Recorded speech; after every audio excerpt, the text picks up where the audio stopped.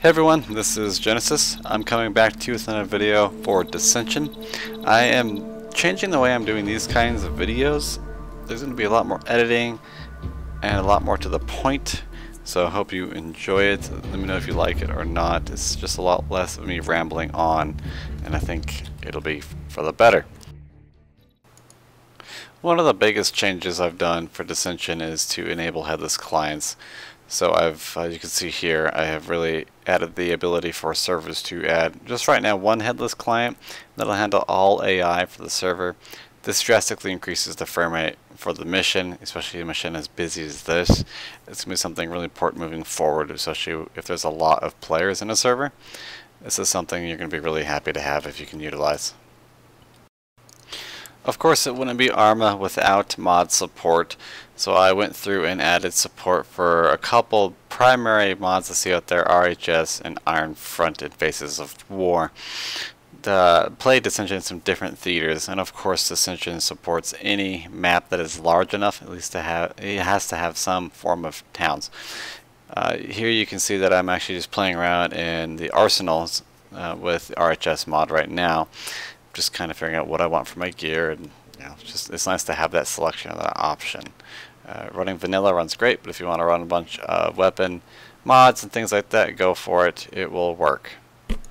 And just to wrap up the rest of the options that Dissension now has, is we have a debug mode you can enable if you really want to see what's going on under the hood. Speaks for itself. It's a debug mode. Usually I use this. More of an interesting feature is now a saving mechanic that each map can save its own unique little map. So you can play, you can shut down the server, you can load it back up, and you can continue almost right where you left off. It doesn't save the unit positions or anything like that, but it saves captured territories, building positions, anything else like that you would want. So I think it's a very valuable asset to the game. It's going to make people just playing with small groups a lot more able to finish an entire campaign.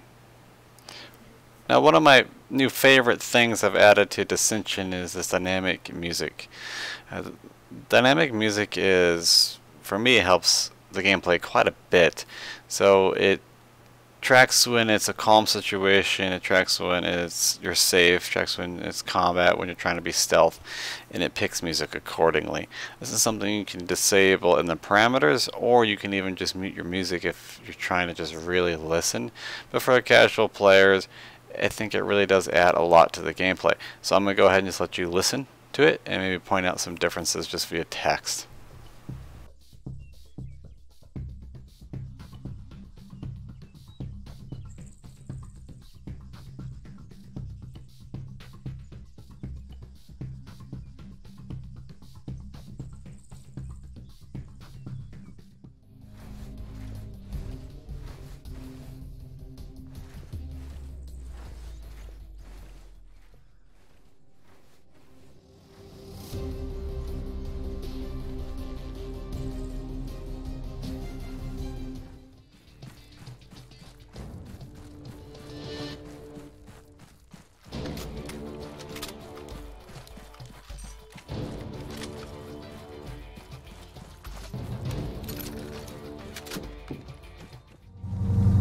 And that's just to give you a few examples of the music. One thing I have added to Dissension, which is I think vital to the gameplay, are side objectives. Side objectives are randomly generated, and here's an example of one here where you get an assassinate objective.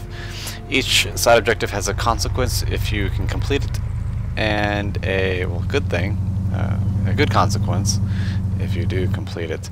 So this one is assassinate. You can see right there will be displayed your side objectives, and each town will always have a comms array, and something I might as well explain what that is. But we're going to focus on the assassinate objective first. You can see I'm actually sneaking up to this town now. This assassinate objective completely changes how I have to approach this town. So I did not bring the right gear for this. So the goal is, as I shoot into the ground, I need to be more stealthy. I cannot let the enemy know I'm there. If the town knows I am there, before I assassinate this target, the number of units in the town will effectively double, making the fight a lot more difficult. So, but if you do kill him before the town becomes aware of your presence, then you actually cut the number in half, so making the town much quicker to cap. So this, we'll go ahead and actually skip forward to me, well, you'll see. Here you can see that I've made it to the assassinated target wherever he spawned at successfully without alerting the town. I have avoided the comms array because I, don't want to blow that up yet. And so you're going to see me try to get in position to assassinate. I'm assuming he's in this building facing away from me. Maybe somewhere else in the back. I roll and whoopsie, there he is.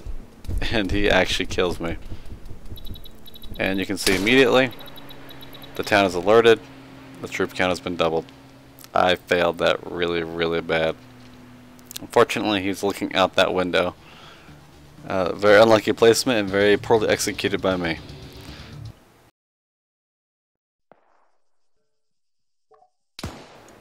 Here you can see me at the comms array tower, actually planting, quote unquote, the satchel charge to blow it up.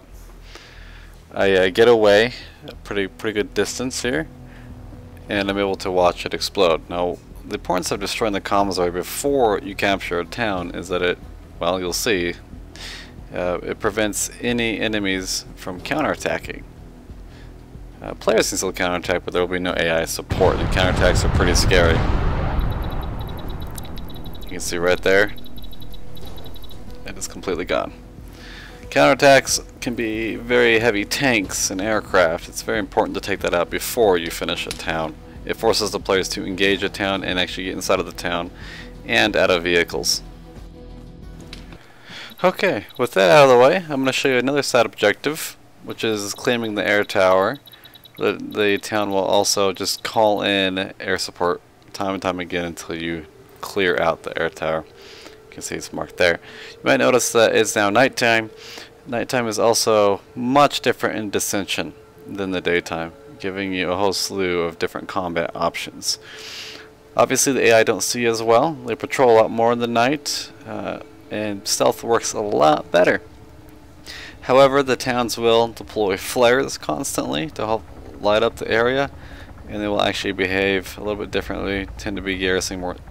They actually garrison more structures at night than they would during the daytime, and actually have more separated patrols, which you're going to see here.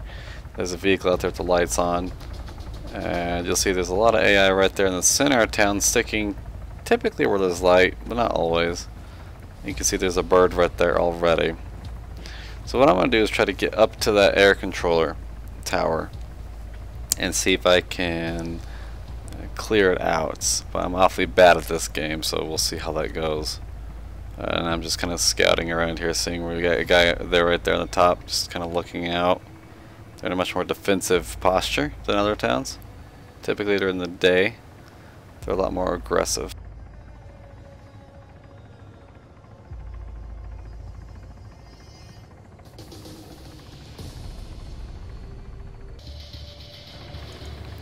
Okay, I managed to sneak all the way around and get on top of the air tower.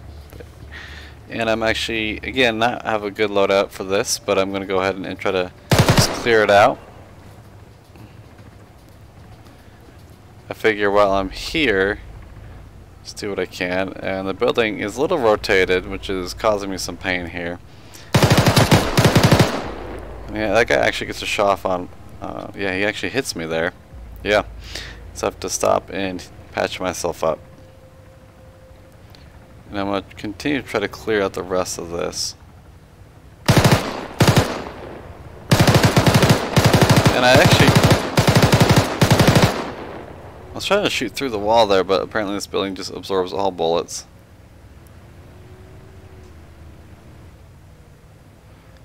And I'm going to try to clear it out and get that guy, but of course, I looked behind me there and yep, there was someone on the roof I didn't see. Shot at me down. So unfortunately I was unable to clear it, and I am forced to go back and respawn at the closest base.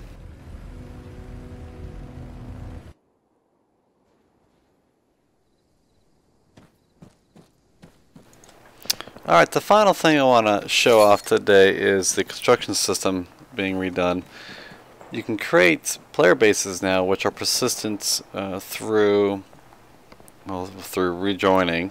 On the player bases as well as air factories, you can actually edit the loadouts of aircraft.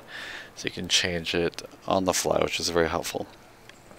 Player bases are a great way to, well, do a whole bunch of random actions. Just build up a good base to defend, a respawn point, a comms tower allows you to sense any enemies that are crouched or standing nearby within a certain radius of your base, anti-air weapons, and even these little bunkers here that allow you to sell vehicles for money. It even allows you to sell any gear you've captured on the way from any vehicle as well. Very helpful.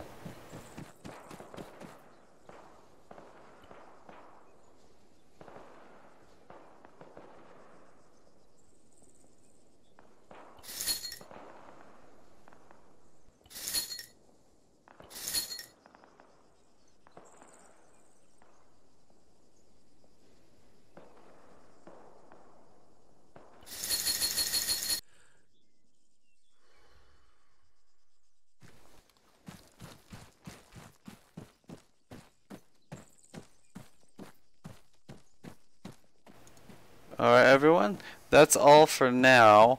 I again plan on having Dissension released maybe shortly right after Tanks DLC drops, so I can fix whatever bugs that causes and I can move on to my next projects.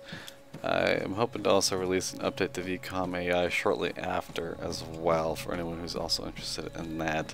That's some very helpful people helping me with things like for VCOM, so that's very nice. So the next goal is going to be further optimization, a UI change I'll show off coming up, and nothing too big, mostly just maybe new side missions, and don't want to spoil everything. So I'll see you guys all next time. Thanks for watching.